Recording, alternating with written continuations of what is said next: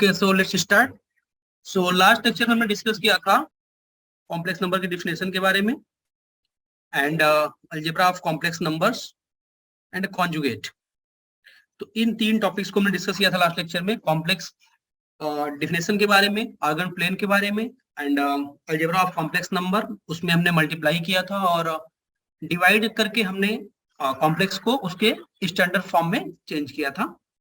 उसके बाद हमने डिफिनेशन डिस्कस किया था कॉन्जुगेट का, complex conjugate.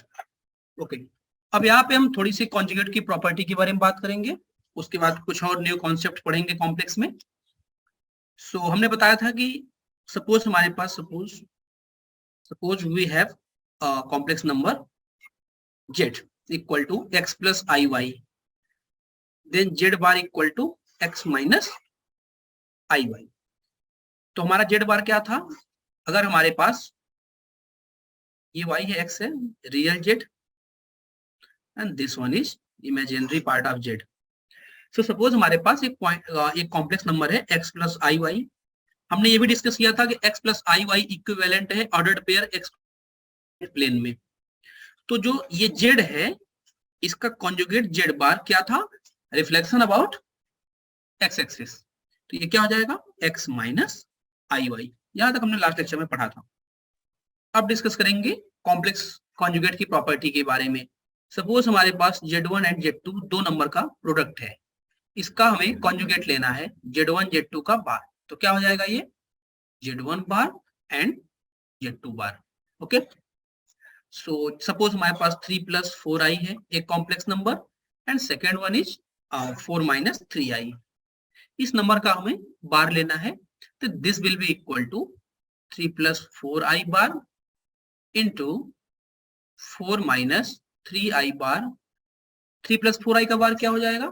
3 minus 4i and 4 minus 3i का बार क्या हो जाएगा? 4 प्लस 3i। तो इजिली हम मल्टीप्लाई भी इसको कर सकते हैं। अब देखते हैं कि जो और इसमें अलजेब्रा है plus minus and edit divide करना, उसमें क्या होता है? तो z1 plus z2 bar equal to z1 bar plus z2 बार।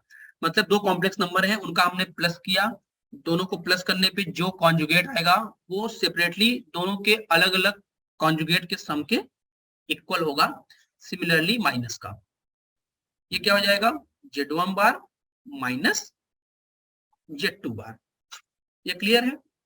और मल्टीप्लीकेशन में भी बार जो है डिस्ट्रीब्यूट हो जाएगा conjugate, z1 bar into z2 bar. Similarly divide z1 upon z2 का बार क्या हो जाएगा? z1 bar upon z2 bar, where z2 is not equal to 0। मतलब नॉन जीरो कॉम्प्लेक्स नंबर होना चाहिए z2, जिससे वो डिफाइन हो। ओके, सो अब एक प्रॉपर्टी की बात करेंगे कॉन्जुगेट में, जो कि आगे हम टॉपिक डिस्कस करने वाले हैं मॉडुलस ऑफ कॉम्प्लेक्स नंबर, उससे रिलेटेड है। बट वो कॉन्जुगेट और मॉडुलस दोनों से रिलेटेड है, इसलिए मैं यहाँ पे थोड़ा सा उसको डिस्कस करेंगे and that is the most important property in complex. Suppose हमारे पास कोई कॉम्प्लेक्स नंबर है x प्लस आई वाई, तो इसका कॉन्जुगेट क्या होगा? x minus i y. तो z इंटू जेड बार, अगर इसको मल्टीप्लाई करें तो क्या हो जाएगा? x plus i Y x minus. सो इसको मल्टीप्लाई करते हैं तो क्या आएगा?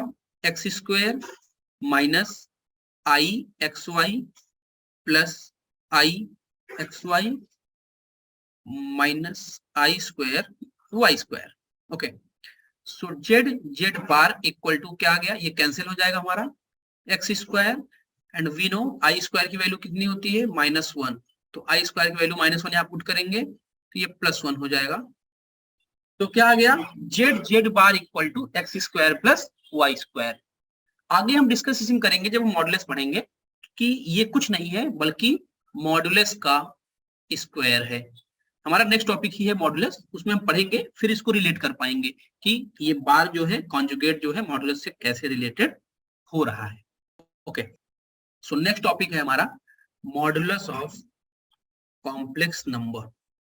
हमने एक बात बोली थी फर्स्ट लेक्चर में कि जैसे हम कोई कॉम्प्लेक्स नंबर को किसी प्लेन में अगर दिखा रहे हैं, जो हमारा कि कॉम्प्लेक्स प्लेन है जिसको हम आर्गन प्लेन भी बोलते हैं।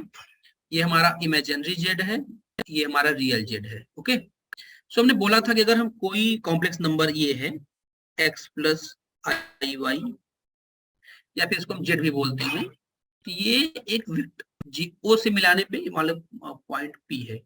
इसको हम ऐसे भी लिखते हैं शॉर्टकट में, जेड हमारा क्या है x प्लस आई वाई, ये हमारा पॉइंट है P जो कि क्या है z है, मतलब ये हमारा x है, ये हमारा y है। तो ये जो लाइन OP है ये क्या है, एक वेक्टर है। हमने बोला था कि कॉम्प्लेक्स जब भी हम उस प्लेन में उसको शो करेंगे तो जो ओरिजिन से उस पॉइंट को मिलाने वाली लाइन होगी वो एक वेक्टर होगी। तो OP क्या है, एक वेक्टर है, और इसी OP की वेक्टर को लेंथ को जो हम बोलते हैं वो है मॉडुलस। क्या है, मतलब ओरिजिन से उस पॉइंट को मिलाने वाली जो लाइन है उसकी लेंथ को हम क्या बोलते हैं, मॉडुलस ऑफ कॉम्प्लेक्स नंबर। तो जैसे ही बात आई लेंथ की, तो लेंथ मतलब डिस्टेंस। अगर ओपी की लेंथ की बात करें तो हम क्या करेंगे, ओ से पी के बीच की डिस्टेंस फाइंड करेंगे। हमारा पी क्या है, एक्स कॉमा वाई है, हमारा ओ क्या है 0,0, दैट इज ओरिजिन। ठीक है, तो कोऑर्डिनेट ज्योमेट्री में हम दो पॉइंट के बीच का डिस्टेंस का फॉर्मूला जानते हैं। क्या फॉर्मूला है दो पॉइंट के डिस्टेंस का, कि अगर हमारे पास कोऑर्डिनेट प्लेन में दो पॉइंट्स हैं, एक है x1 कॉमा y1 और दूसरा है x2 कॉमा y2, तो इन दोनों के बीच का जो डिस्टेंस है वो क्या होता है, x2 माइनस x1 का whole square plus y2 minus y1 का होल स्क्वायर। तो अगर हमारा कोई पॉइंट यहाँ पे P है और दूसरा पॉइंट क्या है, ओरिजिन है 0,0 and this one is x, y, that is complex number z। तो यहाँ पे ये ओरिजिन हमारा क्या है, O है, तो OP कितना होगा, अंडर रूट x माइनस 0 का whole square plus y minus 0 का होल स्क्वायर। OP कितना आ गया, under root x square plus y square, और इसी को हम बोलते हैं मॉडुलस ऑफ जेड। तो मतलब कि मॉडुलस ऑफ जेड कुछ नहीं होता, सिंपली हमारा क्या है, ओ से पी को मिलाने वाली जो लाइन है उसकी क्या है, लेंथ है, उसी को हम बोलते हैं मॉडुलस ऑफ जेड। एक एग्जांपल देख लेते हैं। सपोज हमारे पास एक कॉम्प्लेक्स नंबर है z equal to 3 plus 4i, इसका हमें क्या निकालना है, मॉडुलस मॉड जेड। तो ये क्या है हमारा x है, ये हमारा क्या है y, तो इसका लेंथ कितना हो जाएगा, x square plus y square equals 3 square plus 4 square equals 25 equals 5। तो अगर ये कॉम्प्लेक्स नंबर हम देखें तो कहां पर है, 3 प्लस 4i यहाँ पे है 3,4, और ये है हमारा ओरिजिन से इस लाइन को हमने मिला दिया। तो इस लाइन की जो लेंथ है वो क्या है, 5। ठीक है, तो हमने देखा कि मॉडुलस क्या होता है, कि किसी भी पॉइंट कॉम्प्लेक्स प्लेन में कोई पॉइंट है, कॉम्प्लेक्स नंबर है, उसको ओरिजिन से मिलाने वाली जो लाइन है उसके लेंथ को हम क्या बोलते हैं, मॉडुलस। तो हमने अभी जब कॉन्जुगेट डिस्कस किया था तो वहां पे हमारे पास जेड बार कितना आया था, x square plus y square. Okay, तो जेड बार की वैल्यू कितनी है, x square plus y square. और अभी हमने फाइंड किया कि मॉड जेड की वैल्यू कितनी होती है, x square plus y square. तो मॉड जेड स्क्वायर कितना होगा, x square plus y square. Okay, so ये कितना हो जाएगा, मॉड जेड का whole square. This is the important property of complex, कि किसी भी नंबर का, किसी भी कॉम्प्लेक्स नंबर का उसके कॉन्जुगेट से अगर मल्टीप्लाई करें तो उसके लेंथ का स्क्वायर आता है। जैसे अगर 3 प्लस 4i है हमारे पास, इसका मल्टीप्लाई करेंगे 3 माइनस 4i, तो ये क्या आएगा, 9 plus 16 equal to 25, and that is mod of 3 plus 4i का स्क्वायर। तो मतलब जेड बार कितना जाएगा, मॉड ऑफ जेड का होल स्क्वायर। ये प्रॉपर्टी इंपॉर्टेंट इसलिए है क्योंकि इस प्रॉपर्टी से हम बहुत सारी चीजें अभी निकालेंगे और बहुत सारे स्टैंडर्ड रिजल्ट्स आएंगे इससे। जैसे फॉर एग्जांपल अगर हम बात करें सिंपली एक कि Z1 प्लस Z2 का जो मॉड है वो इक्वल है mod of Z1 plus mod of Z2 के। तो what we can say about Z1 and Z2, तो Z1 और Z2 के बारे में क्या बोल सकते हैं। तो इस तरह की प्रॉपर्टीज को डील करने के लिए हमें क्या जरूरत पड़ती है, उस प्रॉपर्टी की Z bar equal to mod Z का होल स्क्वायर, उसको हम आगे डिस्कस करेंगे। ओके, सो ये हमारा था मॉड। अब देख लेते हैं कि मॉडुलस की प्रॉपर्टी क्या क्या है। सबसे पहली बात तो मॉड Z की वैल्यू कितनी आई, √x² प्लस y²। ओके, ये वैल्यू हमेशा लेस ग्रेटर या इक्वल होगी x के, और x हमारा क्या है, रियल पार्ट ऑफ z। तो मॉड z की जो वैल्यू है वो किससे हमेशा इक्वल ग्रेटर इक्वल है, रियल z से, ठीक है। और मॉड z की वैल्यू सिमिलरली किससे इक्वल हो ग्रेटर देन इक्वल हो जाएगी, इमेजिनरी z से।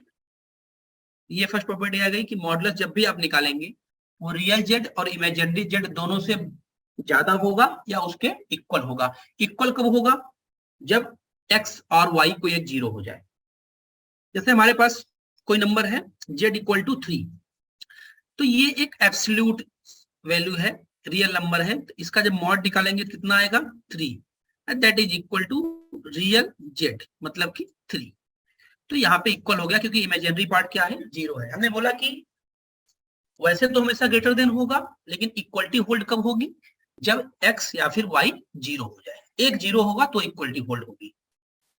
तो एक प्रॉपर्टी तो ये हो गई। सेकेंड प्रॉपर्टी की तरफ बढ़ते हैं। सेकेंड प्रॉपर्टी कौन सी है, Z1 Z2 मॉड। तो क्या हो जाएगा, ये mod of Z1 and mod of Z2, ये प्रॉपर्टी है। एंड सिमिलरली डिवाइड के लिए क्या हो जाएगा, mod of Z1 Z2 equal to mod of Z1 upon mod of Z2 where Z2 is non zero complex number. Okay, तो Z2 हमारा क्या है, नॉन जीरो कॉम्प्लेक्स नंबर है, उसको हम जीरो नहीं ले सकते क्योंकि डिफाइन नहीं हो पाएगा फिर अगर डिनोमिनेटर 0 हो जाएगा। एक एग्जांपल देखते हैं, यहाँ पर हमें फाइंड करना है 6 + 8i अपॉन 12 + 5i, इसका हमें मॉड निकालना है। तो ये क्या हो जाएगा, modulus of 6 + 8i upon modulus of 12 + 5i, that is equal to √6² plus 8² upon √12² plus 5², क्या हो जाएगा ये 10/30। तो इस कॉम्प्लेक्स नंबर की जो ओरिजिन से लेंथ है, मतलब कि उसका मॉडुलस वो कितना हुआ, 10/30।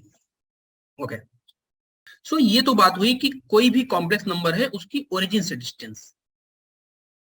ये हमारा इमेजिनरी z हो गया, ये हमारा हो गया रियल z। तो हमने एक पॉइंट लिया P जो कि क्या है, z है, तो उसकी ओरिजिन से जो हमारी डिस्टेंस आई उसी को हमने क्या बोल दिया, मॉड ऑफ z। अब सपोज हमारे पास सेम नोटेशन में अगर हम 2 पॉइंट्स लें, एक हमारे पास है P Z1 और Q Z2, तो जो ये PQ की डिस्टेंस है वो क्या होगी, Z1 हमारा क्या है, x1 + i y1 और Z2 क्या है, x2 + i y2। ओके, तो एक बार हम Z1 - Z2 निकालते हैं, देखते हैं क्या आता है। तो Z1 - Z2 क्या हो जाएगा, रियल पार्ट से रियल पार्ट माइनस हो जाएगा, अब plus i times y1 - y2। तो Z1 - Z2 equal to, sorry, अब इसका हम मॉड निकालेंगे। तो मॉड क्या हो जाएगा, √x1 - x2 का whole square plus y1 - y2 का होल स्क्वायर। और ये फॉर्मूला हम देख चुके हैं कहां पर है, 2 पॉइंट के डिस्टेंस का। हमारा मतलब मकसद यहाँ पे ये था बताना कि अगर हम लिखें Z1 - Z2 का मॉड, तो इसकी मीनिंग क्या है। इसकी मीनिंग क्या है कि Z1 - Z2 का मॉड होता है Z1 एंड Z2 का बीच का एब्सोल्यूट डिस्टेंस। जैसे हमने पहले लिखा Z, केवल लिखा था मॉड Z, तो मॉड जेड को हम क्या लिख सकते हैं, मॉड जेड माइनस जीरो, मतलब ओरिजिन से डिस्टेंस। दूसरा पॉइंट हमारा क्या है, ओरिजिन है, जेड की डिस्टेंस ओरिजिन से। अब यहाँ पे हम क्या लिख रहे हैं कि Z1 माइनस Z2 इसका मॉड, इसका मतलब ये बता रहा है कि Z1 की डिस्टेंस Z2 से, अब मॉडुलस लगा दिए, इसका मतलब ये डिस्टेंस हमेशा पॉजिटिव होगी, क्योंकि लेंथ हमेशा हम पॉजिटिव कंसीडर करते हैं। ओके, सो Z1 माइनस Z2 क्या हो जाएगा, simply distance between 2 points Z1 and Z2। Okay, तो हमारे पास कॉन्सेप्ट हो गया मॉडुलस का।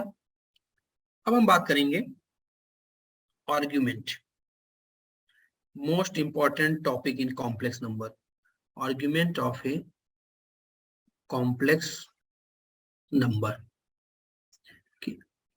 कॉम्प्लेक्स नंबर का आर्ग्यूमेंट क्या है, तो देखते हैं। हमने एक चीज बताया था कि हम दो तीन चीजें डिस्कस करेंगे। एक तो डिस्कस करेंगे कॉम्प्लेक्स की फॉर्म को कार्टेशियन फॉर्म में, ठीक है, एक तो कार्टेशियन फॉर्म हम देखेंगे।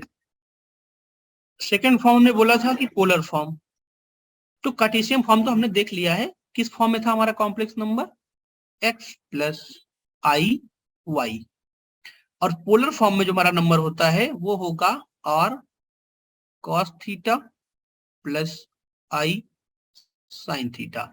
तो अगर हमें कॉम्प्लेक्स नंबर को पोलर फॉर्म में लिखना है तो इसका मतलब हमें क्या क्या चाहिए, एक तो चाहिए r और दूसरा क्या चाहिए हमें, थीटा। तो सबसे पहले दोनों का नाम बता देता हूं, r क्या है एंड थीटा क्या है।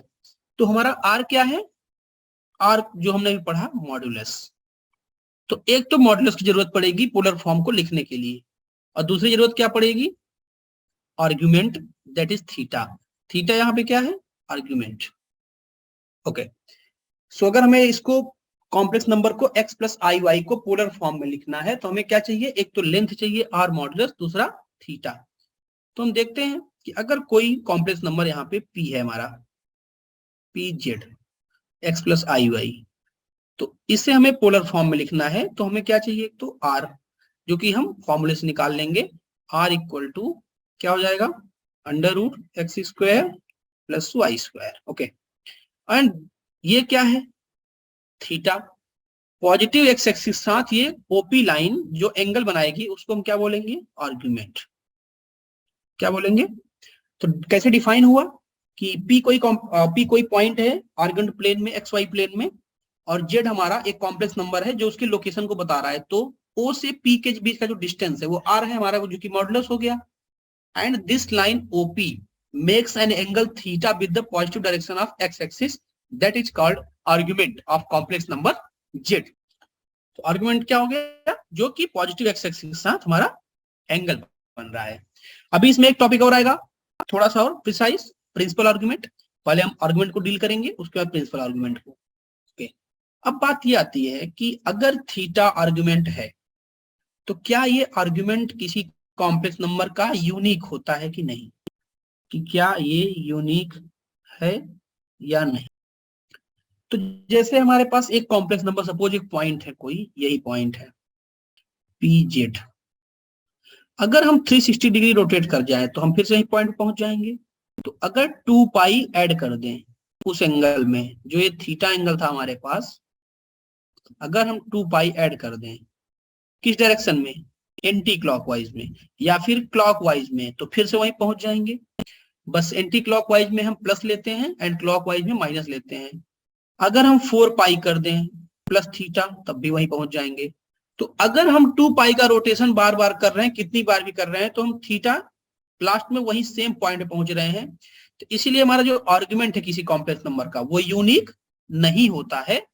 कैसे होता है, इस फॉर्म में होता है 2k pi plus minus theta.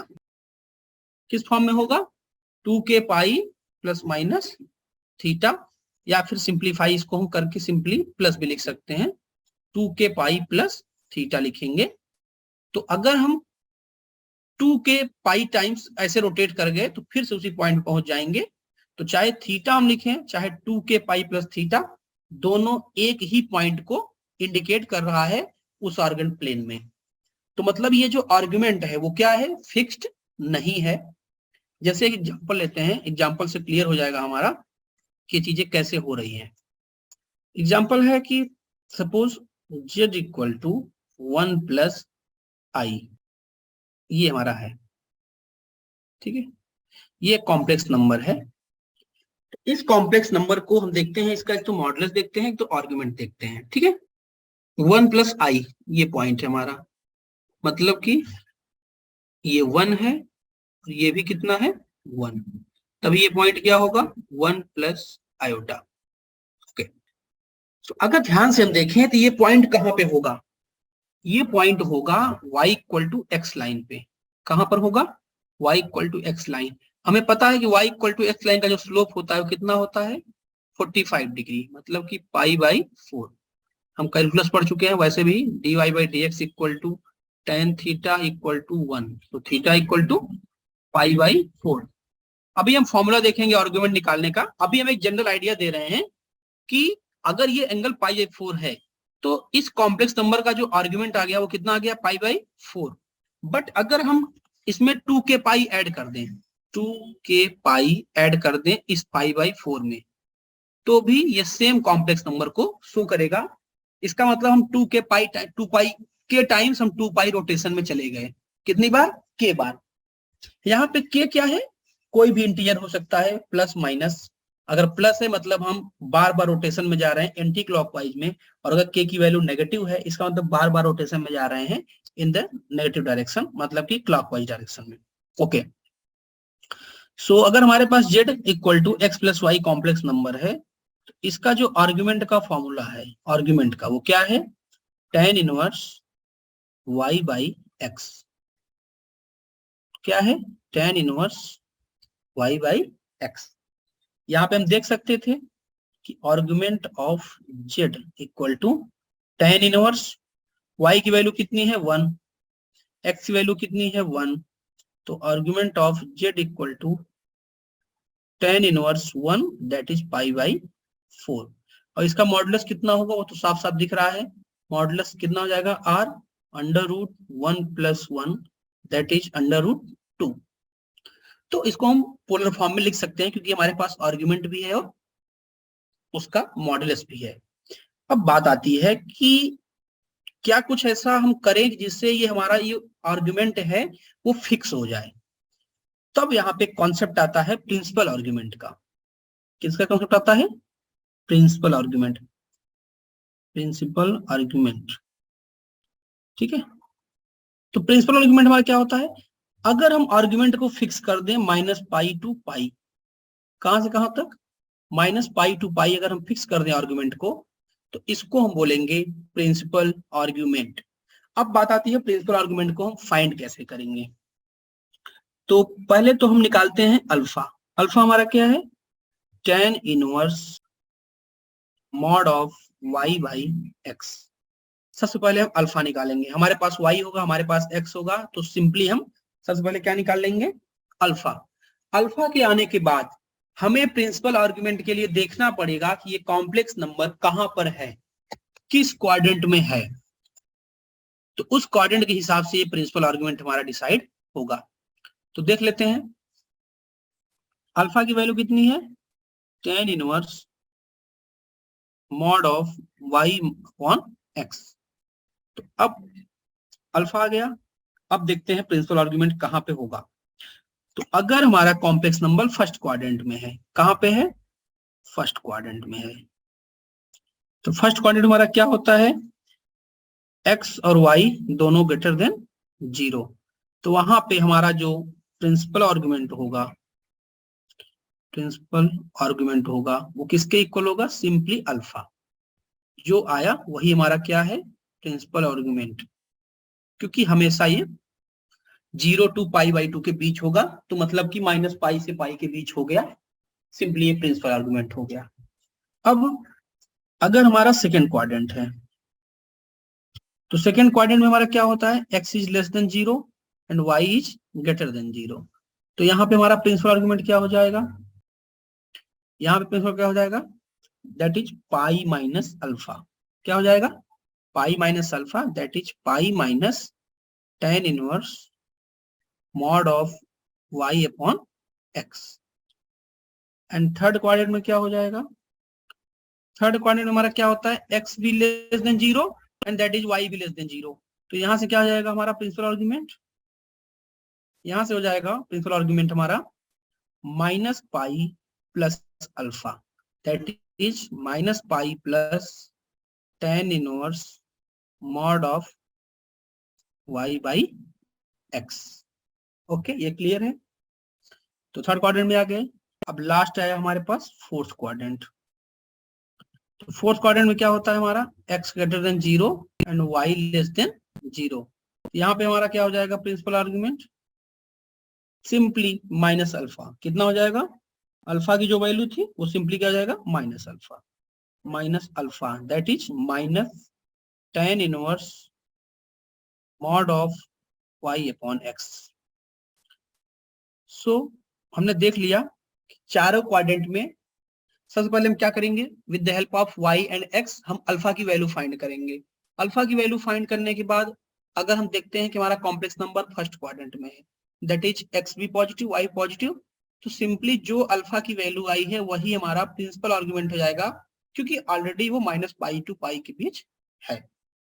फिर आते हैं सेकंड क्वाड्रेंट में, अल्फा हमने फाइंड कर लिया, वहां पे x की वैल्यू लेस देन 0 है, y की वैल्यू पॉजिटिव है, तो वहां पे हो सकता है कि तो हम क्या करेंगे यहाँ पे सेकंड क्वाड्रेंट में, अगर अल्फा की वैल्यू आने के बाद जो प्रिंसिपल आर्गुमेंट होगा वो पाई में से उतना माइनस कर देंगे अल्फा को, तो pi minus alpha. Third quadrant क्या है, minus pi plus alpha, and fourth क्या है माइनस अल्फा।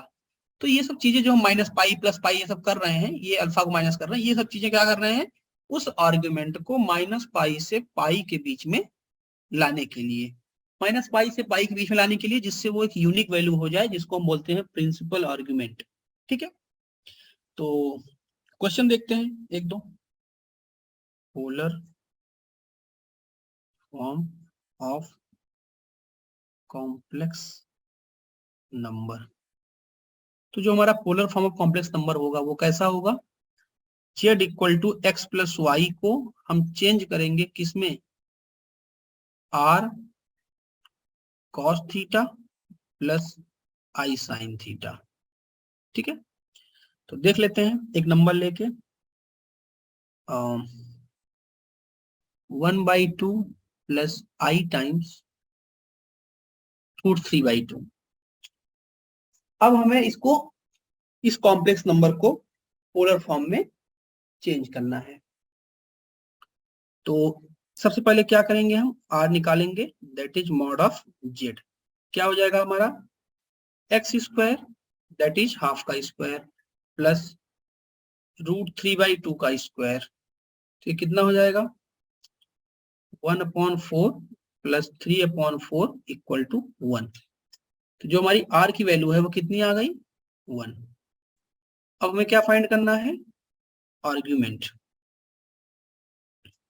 तो क्लियरली इसमें दिख रहा है कि जो ये नंबर है वो फर्स्ट क्वाड्रेंट में, क्योंकि x की वैल्यू भी पॉजिटिव है, y की वैल्यू भी पॉजिटिव है। तो आर्ग्यूमेंट हम क्या निकालेंगे यहाँ से, tan inverse y upon x that is tan inverse root 3/2 upon 1/2।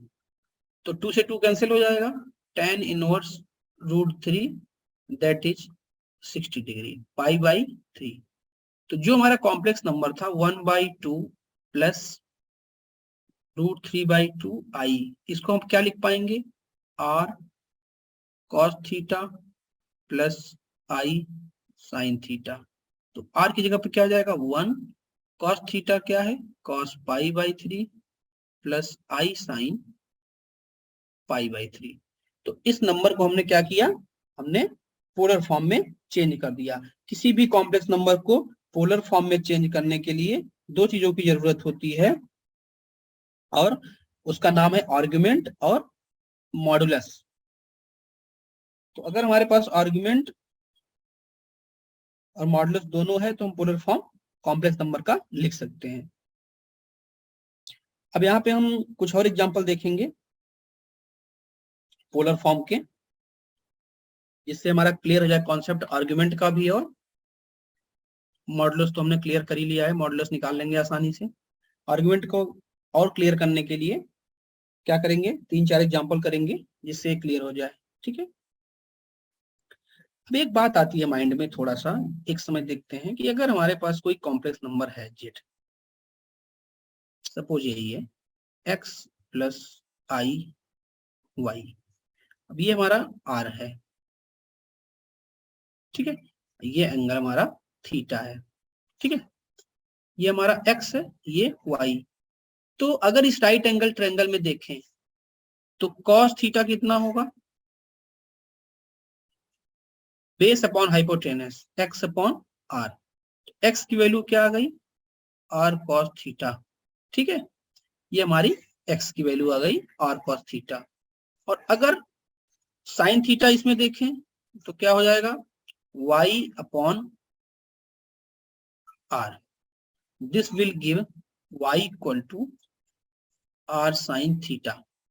तो x की वैल्यू हो गई आर कॉस थीटा, y की वैल्यू हो गई आर साइन थीटा। हमारा कॉम्प्लेक्स नंबर पहले कार्टेशियन फॉर्म में था x प्लस आई वाई में, तो x की जगह पे क्या लिख देंगे, आर कॉस थीटा, प्लस आई के बाद y की जगह क्या लिखेंगे, आर साइन थीटा। तो r यहाँ पे हम कॉमन ले लेंगे तो क्या हो जाएगा, cos theta plus i sine theta, that is polar form of complex number. तो यहां से हम देख सकते हैं कि polar form of complex number r cos theta plus i sine theta क्यों होता है। तो सिंपली इसमें ट्रिग्नोमेट्री का यूज है, हमने एक बार साइन थीटा एक बार कॉस थीटा का कॉन्सेप्ट लगाया और एक्स और वाई को थीटा के टर्म में और आर के टर्म में हमने लिखा। तो एक्स और वाई दोनों आर और थीटा में चेंज हो गए, जिससे कार्टेशियन फॉर्म जो है वो पोलर फॉर्म में चेंज हो गया। ओके, सो क्वेश्चन देखते हैं। क्वेश्चन है z equal to 5 plus 2i, इसको हमें पोलर फॉर्म में चेंज करना है। तो पोलर फॉर्म में चेंज करने के लिए हम क्या करेंगे, पहले r की वैल्यू निकालेंगे, दैट इज मॉड z, कितना आएगा 5 का स्क्वायर प्लस 2 का square, that is under root 29। अब हमारे पास है, अच्छा ये नंबर कहाँ पे है, पॉजिटिव ये भी है पॉजिटिव ये भी है, तो फर्स्ट क्वाड्रेंट में है।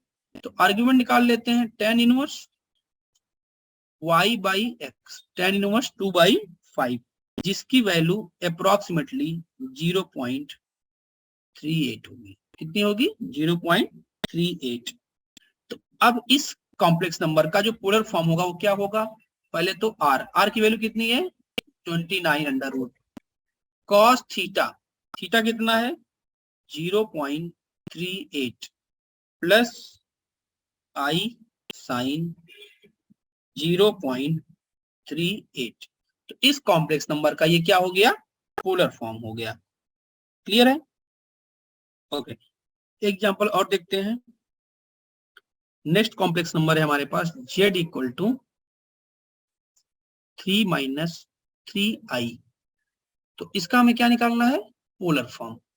तो r इक्वल टू क्या हो जाएगा, पहले तो 3 square plus 3 square, that is under root 9 plus 9 equal to under root 18। Under root 18 को हम क्या लिख सकते हैं, 3√2, ठीक है। तो 3√2 हमारे पास, तो यहाँ पे 3√2 हमारा आ गया। अब हमें क्या चाहिए, थीटा, थीटा हमारा क्या हो जाएगा, tan inverse y upon x, that is tan inverse y कितना है हमारा -3 और x कितना है 3, तो ये हो जाएगा tan inverse -1, that is equal to -π/4। तो जो हमारा कॉम्प्लेक्स नंबर का पोलर फॉर्म होगा वो क्या हो जाएगा, पोलर फॉर्म क्या हो जाएगा 3√2 cos -π/4 प्लस i साइन -π/4। तो हमने इजिली क्या किया, r और थीटा की वैल्यू फाइंड करके हमने कॉम्प्लेक्स नंबर का पोलर फॉर्म में कन्वर्ट किया। एक एग्जांपल और लेते हैं, z equal to 5√3/2 minus 5i/2। इस कॉम्प्लेक्स नंबर को हम चेंज करेंगे पोलर फॉर्म में। ओके, सो आर की वैल्यू क्या हो जाएगी, अंडर रूट 5√3/2 का होल स्क्वायर प्लस -5/2 का होल स्क्वायर। तो ये क्या बन जाएगा, 75/4। 5 का स्क्वायर 25, √3 का स्क्वायर 3, 25 इंटू 3 75 और नीचे 4 plus 25/4 that is under root 100/4 that is equal to 5, क्योंकि 25 हो जाएगा 25 का। ठीक है, तो हमारे पास आर की वैल्यू आ गई। अब हमें क्या चाहिए, कॉम्प्लेक्स नंबर का आर्ग्यूमेंट। तो आर्ग्यूमेंट के लिए क्या करेंगे हम, थीटा देख लेते हैं क्या होगा, tan इनवर्स y/x, y की जगह पर कितना है -5/2 अपॉन 5√3/2। तो 2 से 2 कैंसिल, 5 से 5 cancel, equal to tan inverse कितना हो जाएगा, -1/√3। तो ये हो जाएगा -π/6। ठीक है, थीटा भी आ गया और वो भी आ गया, तो -π/6 आ गया। तो इसके बाद आराम से हम उसको पोलर फॉर्म में चेंज कर लेंगे। तो ये हमारा रहा polar form of complex number. तो हमने क्या क्या देखा कि पोलर फॉर्म में कैसे चेंज करेंगे, अगर हमारे पास आर और थीटा की वैल्यू हो तो उसको हम इजिली पोलर फॉर्म में चेंज कर सकते हैं। ओके, हमारा नेक्स्ट कॉन्सेप्ट है यूलर फॉर्म। हमने डिस्कस किया था कि 3 फॉर्म में लिखेंगे हम कॉम्प्लेक्स नंबर को, एक तो कार्टेशियन फॉर्म में, एक तो पोलर फॉर्म में, and third one is Eulerian form या फिर यूलर फॉर्म। तो हमने कार्टेशियन पढ़ लिया, पोलर फॉर्म पढ़ लिया, अब हम लास्ट पढ़ेंगे यूलर फॉर्म। ओके, सो देख लेते हैं यूलर फॉर्म को। यूलर फॉर्म में हम cos theta plus i sine theta को लिखते हैं e⁻⁴ आई थीटा। तो जो हमारा कॉम्प्लेक्स नंबर होता है वो क्या होता है, r cos theta plus i sine theta, और हमारा e क्या है, वही e है जो एक्सपोनेंशियल में हम यूज करते हैं। इसको लिख पाएंगे हम r e⁻आई थीटा, इसी को हम क्या बोलते हैं, यूलर फॉर्म। फॉर एग्जाम्पल हमें लिखना है, लिख दिया हमने 2e⁻I π/4। तो इसका मतलब क्या हुआ, इसका मतलब हुआ कि इस कॉम्प्लेक्स नंबर का जो मॉडुलस है वो 2 है और जो आर्ग्यूमेंट है वो π/4 है, ऐसे। ठीक, ये हमारा होता है सिंपली यूलर फॉर्म। तो यूलर फॉर्म डिस्कस कर लिया। अब हमारे पास कॉम्प्लेक्स में 2-3 टॉपिक इंपॉर्टेंट हैं। एक तो है हमारे पास cube root of unity. Cube root of unity में हम सीखेंगे कि किसी भी कॉम्प्लेक्स नंबर्स का रूट कैसे निकालें, या फिर cube root, square root, cube root, fourth root, fifth root, कुछ भी हम निकाल सकते हैं। लेकिन उसमें हमें एक कॉन्सेप्ट चाहिए, दैट इज डे मॉयवर थ्योरम। क्या चाहिए, डे मॉयवर थ्योरम। तो पहले उसको डिस्कस कर लेते हैं, डे मॉयवर थ्योरम को, फिर डिस्कस करेंगे cube root of unity, fourth root of unity, ये सब। तो हमारा टॉपिक क्या है, डे मॉयवर। तो डे मॉयवर थ्योरम कहता क्या है, डे मॉयवर थ्योरम ये कहता है कि अगर हमारे पास कोई कॉम्प्लेक्स नंबर है cos theta plus i sine theta, और इस कॉम्प्लेक्स नंबर की पावर हमारे पास है n। क्या पावर है, n। n क्या है, n एक पॉजिटिव इंटीजर है। n क्या है हमारा, पॉजिटिव इंटीजर। तो दिस विल, ये जो है क्या हो जाएगा, इक्वल हो जाएगा, किसके साथ मल्टीप्लाई हो जाएगा, थीटा के साथ।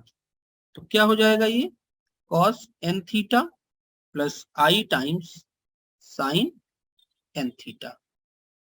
मतलब कि जो भी पावर यहाँ पे कॉम्प्लेक्स नंबर की है वो n जा करके मल्टीप्लाई हो जा रहा है किसके साथ, उस आर्ग्यूमेंट के साथ। अगर थीटा था और पावर n थी तो कितना हो जाएगा, n theta, cos n theta plus i sine n theta. Okay, example देख लेते हैं। अगर हमारे पास cos theta plus i sine theta का क्यूब है, तो this will be equal to cos 3 theta plus i sine 3 theta. So cos theta plus ये क्या आ जाएगा, 3 का मल्टीप्लाई थीटा में आसानी से हो जाएगा। अब आता है एक एक्सटेंशन है थ्योरम का कि अगर यहाँ पे n पॉजिटिव इंटीजर हो या फिर ना हो, अगर सपोज यहाँ पे रेशनल नंबर हो जाए तो ये भी क्या हो जाएगा, मल्टीप्लाई हो जाएगा यहाँ पर। उसको हम यूज करके अभी देखेंगे, फाइंड करेंगे वैल्यू जब निकालेंगे उसका क्यूब रूट ऑफ यूनिटी या फिर फोर्थ रूट ऑफ या फिर स्क्वायर रूट, तो वहां पे हम उसको यूज करेंगे। ठीक है, तो शुरू करते हैं। इसका यूज कहाँ पे है, यहाँ इसका यूज कहाँ से शुरू होता है। तो square root of complex number find करने के लिए, किसी भी कॉम्प्लेक्स नंबर का अगर हमें स्क्वायर रूट फाइंड करना, तो उसके दो तरीके हैं। एक तरीका तो ये है सिंपली कि हम अलजेब्रा पे जाएं, अलजेब्रा का यूज करके, जैसे कि हम जो हमारी डिफिनेशन होती है स्क्वायर रूट को उससे फाइंड करें। और दूसरा हमारे पास तरीका ये है कि डिमाइवर थ्योरम का यूज करके वहां से स्क्वायर रूट फाइंड करें। तो पहले हम क्या करेंगे, हम with the help of algebra इसको देखेंगे कि कैसे स्क्वायर रूट फाइंड कर रहे हैं। जैसे हमारे पास a प्लस आई बी, ये हमारे पास कॉम्प्लेक्स नंबर है, इसका हमें स्क्वायर रूट चाहिए। क्या चाहिए, square root. a plus i b हमारे पास कॉम्प्लेक्स नंबर है, इसका स्क्वायर रूट हमें चाहिए under root a plus i b. तो इसका पहले तो स्टेप्स क्या है इसमें हम देख लेते हैं कैसे फाइंड करेंगे। सबसे पहले हम मानेंगे कि लेट इसका जो स्क्वायर रूट है वो एक कॉम्प्लेक्स नंबर ही आएगा, उसको मान लेते हैं x प्लस आई वाई। उसका क्या करेंगे, squaring both sides, squaring both sides. तो क्या बन जाएगा, a plus i b equal to x plus i y का होल स्क्वायर। ठीक है, तो ये क्या हो जाएगा, a plus i b equal to x square plus i square y square plus 2i x y. Okay, so a plus i b equal to x square, i square की value -1 होती है, प्लस आई times 2xy।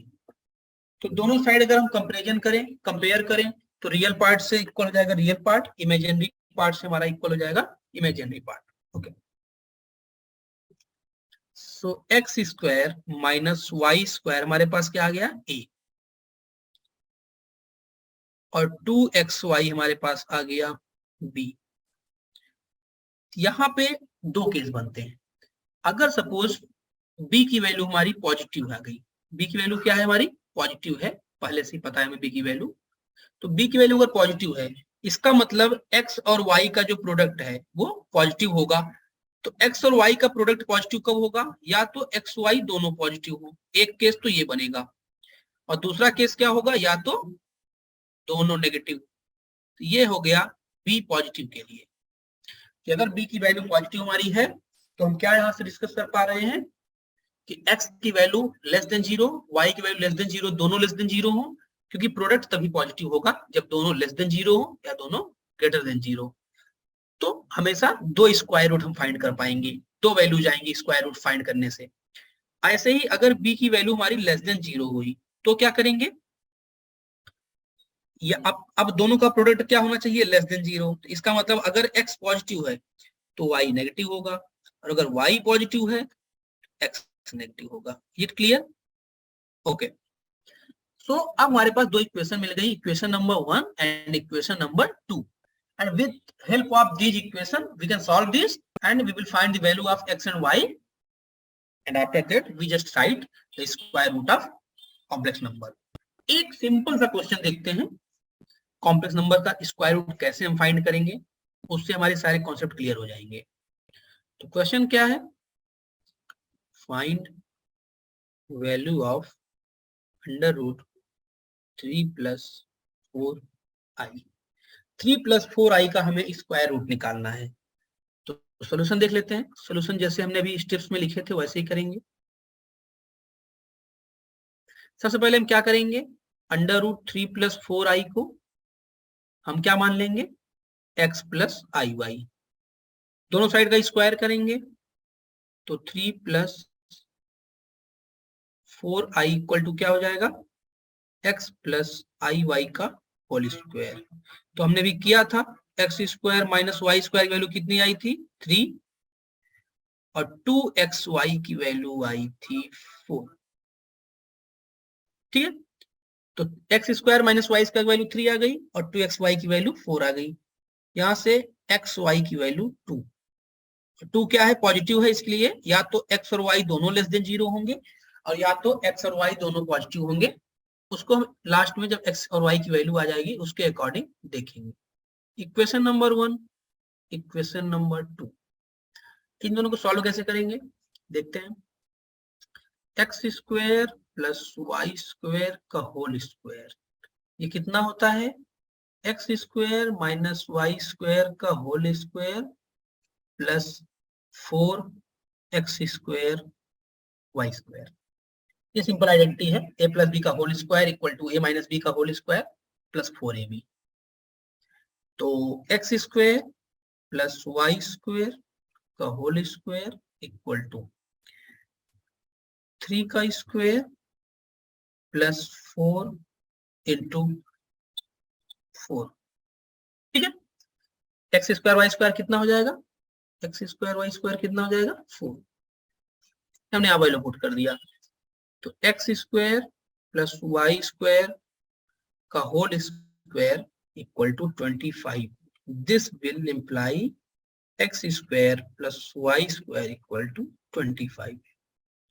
तो अब हम simply इसको कर सकते हैं क्योंकि हमारे पास x square minus y square भी है और x square plus y square, simply दोनों को ऐड कर देंगे, हम यहाँ पे फाइंड कर पाएंगे। तो x square minus y square कितना है, सॉरी ये 5 हो जाएगा क्योंकि 25 का जो रूट हो जाएगा 5 हो जाएगा, that is 3 and x square plus y square equal to 5।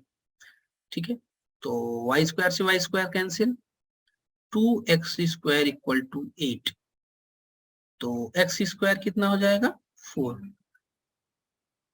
तो x की वैल्यू आ गई प्लस माइनस 2, प्लस माइनस 2। तो x की वैल्यू हम रख देंगे यहाँ पे तो हमें y की वैल्यू मिल जाएगी। तो y की वैल्यू कितनी आ जाएगी, x की वैल्यू 2 रखेंगे तो y की वैल्यू 1, x की वैल्यू क्या आ गई प्लस माइनस 2 एंड y की वैल्यू क्या आ गई प्लस माइनस 1। अब बात आती है कि हम कब प्लस लेंगे कब माइनस लेंगे। तो यहाँ पे ध्यान से देखिए, एक्स वाई के प्रोडक्ट में कितना है 2 है, तो एक्स वाई का प्रोडक्ट 2 है, इसका मतलब है कि या तो दोनों पॉजिटिव या तो दोनों नेगेटिव। तो जो आंसर आएगा हमारा वो क्या आएगा, अंडर रूट 3 प्लस 4i का एक बार हम नेगेटिव लेंगे एक बार पॉजिटिव, क्या हो जाएगा, या तो हम दोनों को पॉजिटिव ले लें तो हमारा आंसर क्या होगा 2 प्लस आई। एक तो हमारा आंसर ये, और एक ऑप्शन हमारे पास और है -2 माइनस आई। ठीक है, आप देखेंगे तो ये दोनों आंसर करेक्ट है। तो इस तरीके से हमने कॉम्प्लेक्स नंबर का स्क्वायर रूट फाइंड कर लिया। एक क्वेश्चन और देख लेते हैं, एक बार इसके प्रोसीजर को देख लेते हैं फिर से हमने क्या किया। हर बार हमें सेम काम करना है इसमें। सबसे पहले हमें फाइंड करना था अंडर रूट 3 प्लस 4i, तो हमने उसको माना late under root 3 plus 4i की जो वैल्यू है वो कितनी है x प्लस आई वाई। तो दोनों साइड स्क्वायर कर दिया, तो x square minus y square की वैल्यू 3 आ गई और 2xy की वैल्यू 4 आ गई। X square minus y square equal to 3 equation number 1 and x y equal to 2 equation number 2। अब अगर हमारे पास x square minus y square है तो हम क्या फाइंड करेंगे, x square plus y square. इससे ये हो जाएगा कि हमें आसानी हो जाएगी एक्स और वाई की वैल्यू फाइंड करने में। तो हमने सिंपल एक आइडेंटिटी का यूज किया कि a प्लस बी का whole square equal to a minus b का होल स्क्वायर प्लस 4ab। तो वहां से क्या आया, x square plus y square की वैल्यू दैट इज 5। अब दोनों इक्वेशन को सॉल्व करके हमने x और y की वैल्यू फाइंड कर ली। x की value I plus minus 2 and y की वैल्यू आई प्लस माइनस 1। अब x और y का जो प्रोडक्ट है वो 2 था, इसका मतलब x और y दोनों या तो पॉजिटिव होंगे या तो दोनों नेगेटिव होंगे। तो सबसे पहले क्या लेंगे, पॉजिटिव। तो जैसे ही दोनों को पॉजिटिव लेंगे तो आंसर क्या हो जाएगा 2 प्लस आई, और जैसे ही दोनों को नेगेटिव लेंगे तो क्या होगा -2 माइनस आई। तो इस तरीके से हमने इस कॉम्प्लेक्स नंबर का स्क्वायर रूट फाइंड किया। एक क्वेश्चन और देखते हैं स्क्वायर रूट फाइंड करने का। Find square root of minus i. इस कॉम्प्लेक्स नंबर का हमें स्क्वायर रूट फाइंड करना है। नंबर क्या है? माइनस आई। ठीक है, ओके। तो सेम प्रोसीजर होगा, इसको फॉलो करते हैं, देखते हैं। सबसे पहले क्या मानेंगे कि माइनस आई की जो वैल्यू है अंडर रूट कितनी है? X plus i y. ठीक है, तो दोनों साइड स्क्वायर कर देंगे तो minus i equal to x square minus y square plus i 2xy। तो 2xy की वैल्यू कितनी आ गई? -1। तो xy की वैल्यू कितनी आ गई? -हाफ। दोनों का प्रोडक्ट नेगेटिव है, इसका मतलब अगर x पॉजिटिव होगा तो y नेगेटिव होगा और y पॉजिटिव होगा तो x नेगेटिव होगा। ठीक है, ओके। सो और x square minus y square की वैल्यू कितनी आ गई? 0। That is x square equal to y square. ठीक है, तो एक काम करते हैं, यहाँ पे सिंपली दोनों साइड स्क्वायर कर लेते हैं। तो एक्स स्क्वायर वाई स्क्वायर की जो वैल्यू होगी वो क्या होगी? 1/4। ठीक है, और एक्स स्क्वायर और वाई स्क्वायर दोनों क्या है? सेम है। तो x square into x square equal to 1/4। तो x to the power 4 equal to 1/4। तो जो x की वैल्यू आ जाएगी हमारे पास क्या आ जाएगी? ±1/√2। ठीक है, ये हमारी x की वैल्यू आ गई। और जब हम y की वैल्यू यहाँ पे पुट करेंगे x की वैल्यू, तो सिमिलरली ये भी क्या हमारा आ जाएगा? ±1/√2। तो जो हमारा आंसर होगा वो क्या होगा?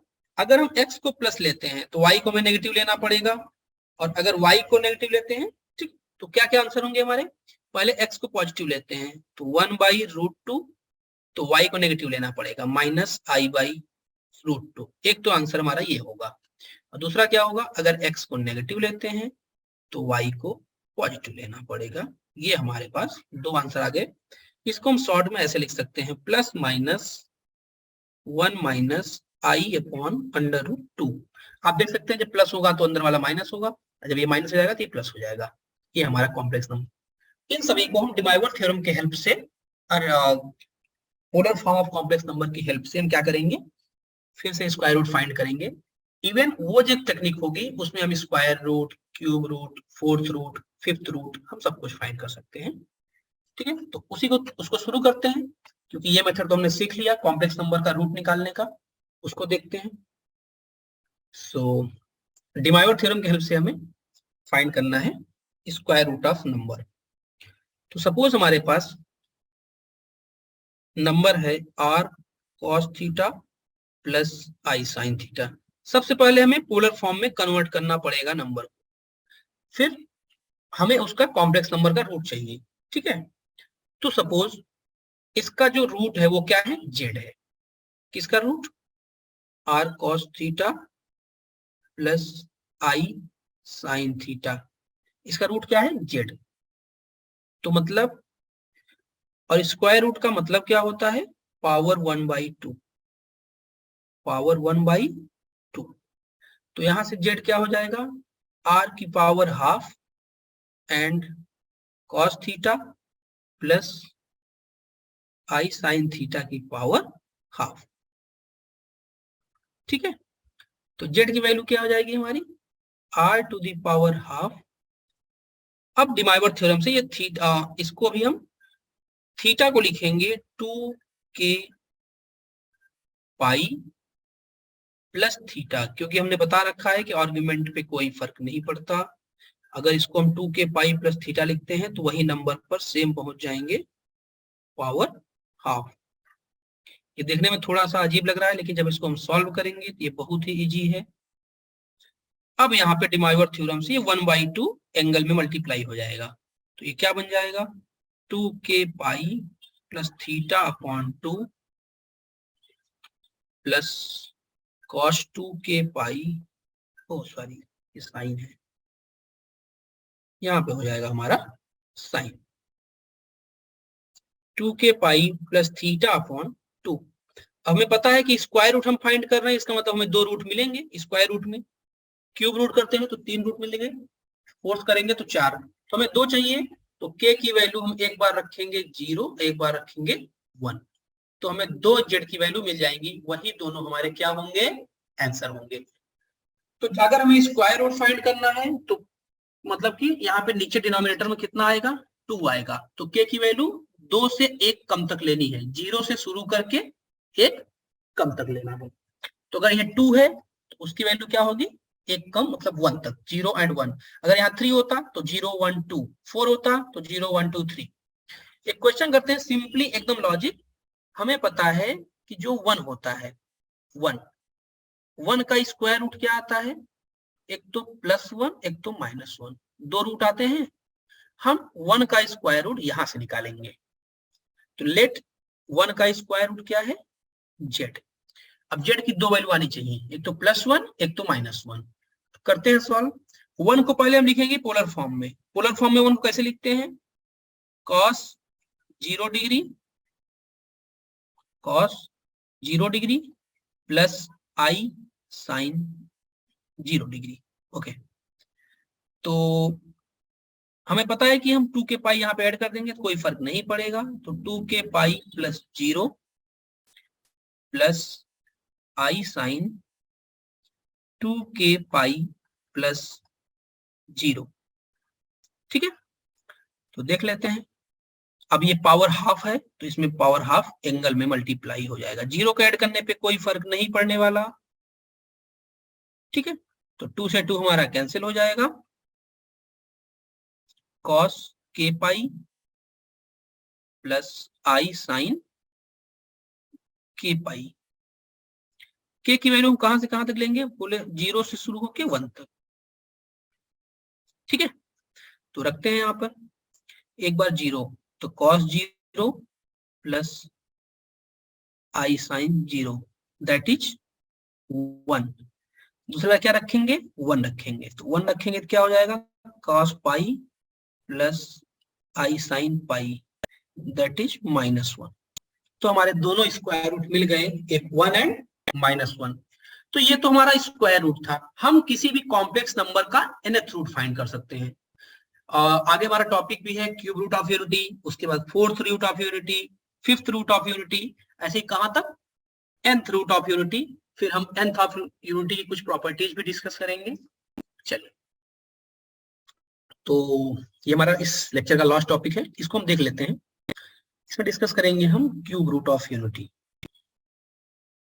ठीक है, तो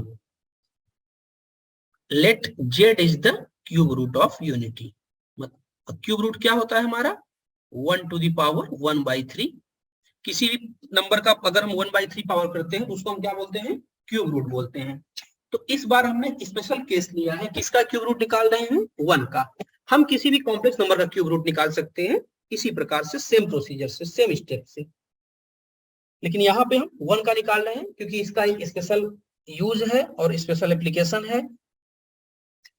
तो यहां से फिर से सेम काम करेंगे, इसको क्या लिखेंगे, पोलर फॉर्म में, cos 0 degree plus i sine 0, इसकी पावर 1/3। फिर ये क्या हो जाएगा, इसमें 2k पाई हम ऐड कर देंगे, 2k pi plus 0 plus i sine 2k pi plus 0, और ये पावर जो है ये यहाँ पे मल्टीप्लाई हो जाएगा। ठीक है, अब हमने कहा कि हमें क्यूब रूट चाहिए, तो हमारी k की वैल्यू कहां से शुरू होगी, 0 1 एंड 2, 3 से 1 कम तक। तो चलिए पुट करते हैं, when k equal to 0 this will imply z की वैल्यू क्या आएगी, cos 0 plus i sine 0 equal to 1। ठीक है, k इक्वल टू 1 तो क्या आएगी, यहां पे हो जाएगा z equal to cos 2 pi by 3 plus i sine 2 pi by 3 equal to minus half plus under root 3/2 i. इसी का नाम हमने पहले दे रखा है ओमेगा। और k इक्वल टू जब 2 पुट करेंगे तो हमें तीसरा क्यूब रूट ऑफ यूनिटी मिलेगा cos 4 pi by 3 plus i sine 4 pi by 3 that is equal to minus half minus under root 3/2 equal to omega square. तो हमारे पास यहाँ पे तीन रूट्स मिल गए, कौन कौन से? 1 ओमेगा एंड ओमेगा स्क्वायर। अगर हम इसको सिंपली करके देख लें, तीनों को ऐड करने पे 1 प्लस ओमेगा स्क्वायर, इसकी वैल्यू कितनी आएगी? 0। इसी तरीके से जब हम nth रूट ऑफ यूनिटी निकालते हैं तो सभी अगर रूट्स का सम कर देते हैं तो वहां पर भी हमारे पास क्या मिलता है? 0। ठीक है, तो हम cube root of unity, fourth root of unity, ऐसे कुछ भी निकाल सकते हैं और ऐसे करके nth रूट ऑफ यूनिटी हम फाइंड कर सकते हैं। In the case of nth root of unity, यहाँ पे जो 3 है उसको हम क्या लिख देंगे? n। जो k की वैल्यू है वो कहां से कहां तक रन होगी? 1 2 3 4 डॉट डॉट डॉट डॉट कहां तक? n-1 तक। तो जब हम 0 रखेंगे तो एक रूट मिलेगा, 1 रखेंगे दूसरा मिलेगा, इसी तरीके से। ठीक है, n रूट हमें मिल जाएंगे। ओके, सो आज के लेक्चर में इतना ही, आगे हम डिस्कस करेंगे नेक्स्ट लेक्चर में। Thank you.